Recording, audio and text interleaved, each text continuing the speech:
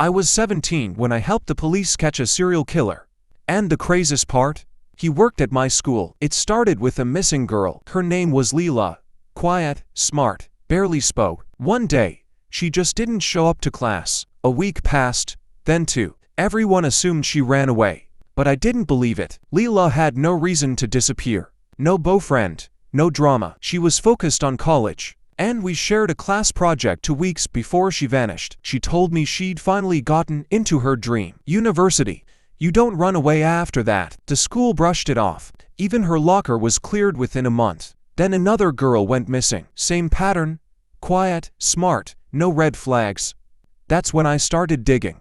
I knew both girls had detention the week before they vanished. I got curious and asked around. Turned out, both of them served detention under Mr. Rhodes, a history teacher. Now here's the weird thing. Mr. Rhodes was normal, respected, veteran teacher, but something about him always felt off. Too polite, too rehearsed. And he never looked students in the eyes. I started watching him.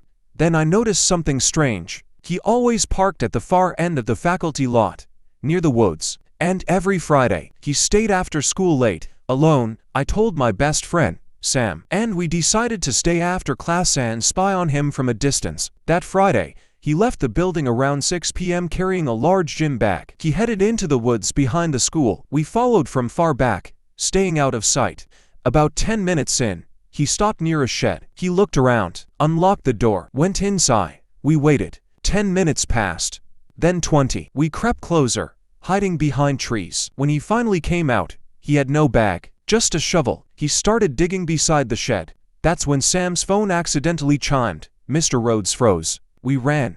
Didn't stop till we were back on campus. The next day, I called an anonymous tip line and reported what we saw. 2 days later, the police showed up at school quietly. They found the shed. Inside it clothing, photos, ID cards, and graves nearby. Leela was one of them. So was the second missing girl. And one more nobody knew about yet. Mr. Rhodes was arrested, and he confessed to 3 murders.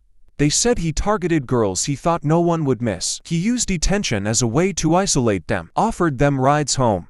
They were never seen again. The school never released a public statement. Everything was kept quiet. They called it an ongoing investigation. But the truth is, I saw what no one else wanted to see. And I said something. If we hadn't followed him that night, if Sam's phone hadn't chimed, if I hadn't reported it, he'd still be walking the halls, smiling, teaching, waiting. Sometimes, I wonder if he knew I suspected him. He always looked at me a little too long, but in the end, that look didn't save him, and I never forgot the faces of those girls.